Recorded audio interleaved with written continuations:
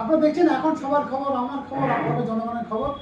আপনারা দেখিয়েছিলাম, breaking news দেখিয়েছিলাম, এবং আরও একটা নিউজ দেখেছিলাম যে জল যন্ত্রণা কিন্তু সর্বত্র, একেবারে সারা রাজ্য জুড়ে দেখতে পাচ্ছি কিন্তু জল যন্ত্রণা রয়েছে।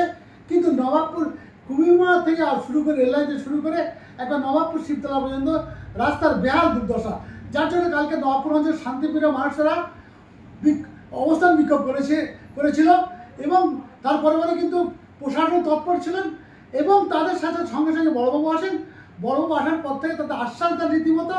তারপর কিন্তু পথ অবরোধ উঠে যায়। আপনারা দেখছেন এখন সবার খবর, আমার খবর, জনগণের খবর। এই মুহূর্তে আমার বাঁদিকে রয়েছেন উপপ্রধান জাহাঙ্গীর সাহেব। কালকে পথ অবরোধ হয়েছিল, কি বলবেন আপনি? পথ অবরোধ, যে পথের যে অবস্থা, যে তিনটি রাস্তা নিয়ে ওরা বলছে, সে রাস্তার অবস্থা, তার মধ্যে একটা খুবই ভয়ঙ্কর অবস্থা, যেটা কুমিরমারা থেকে নবাবপুর হয়ে শিবতলা যাওয়ার অবস্থা। 2 নম্বর যে আরো যে দুটি রাস্তা আছে তাদেরও ওই পিচ হয়েছে কোথা 3 ইঞ্চি, ওর ওপরে ঢালাই দিয়েছে, ঢালাইগুলো উঠে গেছে, পিচ উঠে গেছে, গাড্ডা। এছাড়া ওই পিএইচি কাজ যে রাস্তার ধার দিয়ে হয়েছে, এটা কিন্তু রোডটা কাদের আন্ডারে পড়ছে যদি একটু এটা পিএমজিএসওয়াই জেলা পরিষদের রাস্তা, ওটাও জেলা পরিষদের আন্ডারে রাস্তাটা পড়ছে। ঠিক আছে, পিএমজিএসওয়াই রোড এটা, আর ওটাও জেলা পরিষদের রাস্তা, জেলা পরিষদের দুটো রাস্তা। তো এই রাস্তার অবস্থা বেহাল, যে জনগণের যে ক্ষোভটা আছে, সেই ক্ষোভটা আমি সার্থক বলে মানে সঠিক বলে আমি মনে করি। তখন আপনি অবস্থান বিক্ষোভটা আপনি সমর্থন করছেন? হ্যাঁ, মানুষের দেখুন, যখন হয় না তখন মানুষ ক্ষোভ হয়, তাদের একটা দুঃখ হয়, সব ঠিক হচ্ছে, রাস্তাগুলো কেন হচ্ছে না। তো সেই হিসাবে এটা হয়েছে। তারপরে এর মধ্যে অনেক কিছু ব্যাপার থাকে, অনেকে সুযোগ লোবার চেষ্টা করে এই মবকে সাইডে নিয়ে, এগুলো আছে, সেগুলো আমি বলবো না। তবে রাস্তাটা, দাবিটা যে ন্যায্য, এটা আমি বলতে পারি, বাকি আর অন্য কিছু বলতে চাই না। আচ্ছা, মোটামুটি প্রশাসন তো আশ্বাস দিয়ে গেছে, আপনি কি বলবেন?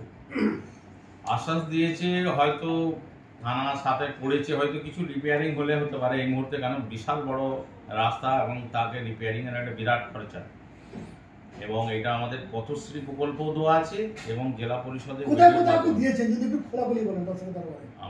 আমরা ব্লককে জানিয়েছি, এর আগে জানিয়েছি, আজ নয়, 6 মাস 8 মাস আগে জানিয়েছি। আপনাকে আমি বলেছিলাম ছবি সহ দিয়েছি, সেটা অনেক দিন হয়ে গেল। এবং বর্তমানে আমি জেলা পরিষদের সভাধিপতিকে দিয়েছি, তার কপি আমি বিডিও, ব্লকের সভাপতি, এমএলএ, এমপি এবং পৌর কর্মকর্তা সকলকে দিয়েছি। আমরা তার ফরওয়ার্ড করেছি, আমি এই কপি জানিয়েছি যে খুব অসুবিধা হচ্ছে এলাকার মানুষের, এবং দ্রুত যেন রাস্তাগুলো রিপেয়ারে করা হয়, কারণ পঞ্চায়েতের পক্ষে সম্ভব নয় এই রাস্তাগুলো রিপেয়ার করা। এত ভয়ঙ্কর গাড্ডা হয়ে আছে, ছোটোখাটো জায়গা একটু বসে গেল, কিছু ব্যাটস দেওয়া হলো, সেটা আমরা কাজ সব সময় করছি।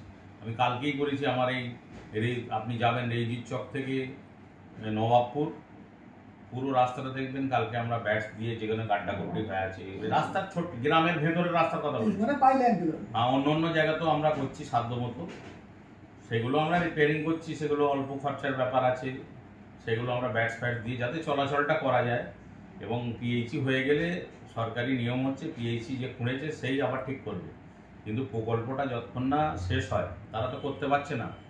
এবার এখানে একটু জনগণকে জানার দরকার আছে যে পিএইচি একটা টাইম লাইন ছিল 2 বছর, আমরা বলেছিলাম 2 বছরে শেষ হবে। বিগত 1 বছর ধরে কেন্দ্র সরকার কোনো টাকা দেয়নি। পিএইচির যে 50% টাকা কেন্দ্র সরকার দেয়, সেই টাকাটা দেয়নি। বাংলাকে বঞ্চিত করার, যেরকম 100 দিনের কাজ দেয়নি, তার টাকা দেয়নি, বিভিন্ন বাকেয়া দেয়নি। তাতে কি হচ্ছে, কাজটা থমকে গেছে, যে স্পিডে কাজটা হওয়া দরকার হয়নি।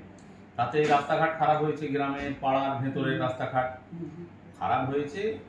আমরাই করব, নিশ্চয়ই এলাকার মানুষের দাবি আমাদের উপর থাকবে যে আপনারা আছেন, তাহলে আপনাদের দেখতে হবে, এটা অন্যায় কিছু নেই মনে করি। কিন্তু কিছু ওর মধ্যে কিছু মানুষ আছে, তাদের অভিসন্ধি আছে খালি পঞ্চায়েতকে মেলাইন করো, পঞ্চায়েত 10টা ভালো কাজ করছে, করতে যে 2টো একটা ভুল কাজ হবে, যারা কাজ করে তাদেরই ভুল হয়, কিন্তু তাদের টার্গেট পঞ্চায়েত। তারা বোঝে না যে কার জমি, কার রাস্তা কাকে করতে হবে। আপনাকে আমি বলছি, আজকের ডেটে আজ পর্যন্ত আমাকে একটা মার্চ পিটিশন দিয়ে যায়নি যে রাস্তাটা খারাপ আছে, বড় বড় কথা বলে। কিন্তু মানুষ এসেছে, তারা মৌখিক অভিযোগ আমাকে করে গেছে, আমি নিজেও দেখছি তো মানুষ অভিযোগ করে। আমি নিজে তো দুবেলা ওইটাতে কখনো সপ্তাহে 1বার 2বারও তো যাই, আমি তো দেখছি যে তাদের কথাটা ন্যায্য।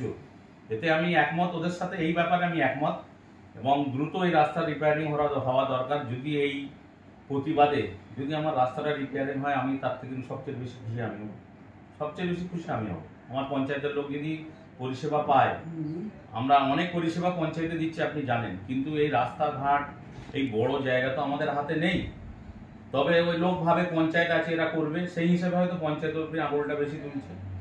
কিছু মিথ্যে কথা ওরা বলেছে, সে তার উত্তর আমি আপনার কাছে দিতে চাই না, যখন সময় আসবে দেবো।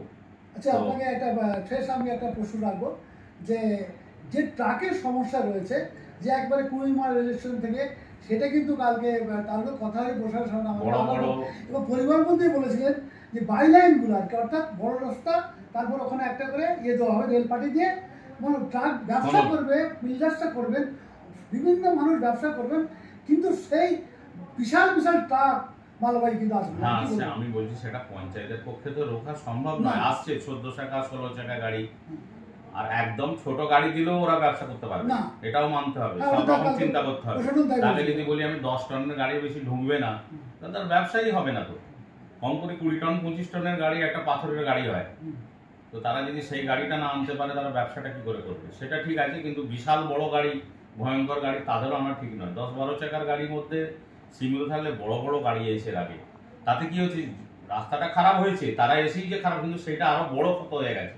ওইগুলো আসার কতটা বেশি হয়েছে, রাস্তার ধারগুলো ধরুন কাটা হয়েছে পিএসির জন্য, তার উপর চাকা পড়েছে, সেগুলো গাড্ডা হয়ে গেছে বর্ষায়, মানে মানে একদম মানে এই যে বৃষ্টিটা হচ্ছে, তাতে কি হচ্ছে, রাস্তাটা একদম কাদা, মানে তাতে মানুষ বিরক্ত হয়ে যায়। দ্রুত আমার এই রাস্তা রিপেয়ারিং হোক, যারা প্রতিবাদ করেছে যে উদ্দেশ্যেই করে থাকুক, কিন্তু প্রতিবাদটা, রাস্তার যে খারাপ অবস্থা, এটাতে আমি একমত, এবং ওদের সাথে আমি সহমত পোষণ করছি, এবং আমি আরো কঠোরভাবে ওপরে আমি জানাবো যে এলাকার মানুষকে যেন এই রাস্তার যে দুর্ব্যবহার তা থেকে বঞ্চিত আছে, তাদের যেন পুরো করা হয়, এটা আমি জানাবো। এটা আমি তাদের সাথে একমত এই জায়গাটায়। দর্শকের দরবারে আপনাদের নামটা এবং আমার নাম জাহাঙ্গীর মল্লিক, উপপ্রধান, নবাবপুর গ্রাম পঞ্চায়েত।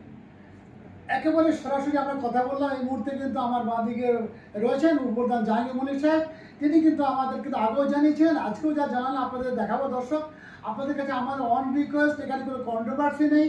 আমরাও কালকে বলেছি, প্রশাসন বলেছে, বড়বাবু এসেছিলেন, তিনি অনেক রাজমহাশয়, সকলে কিন্তু আমরা একমত।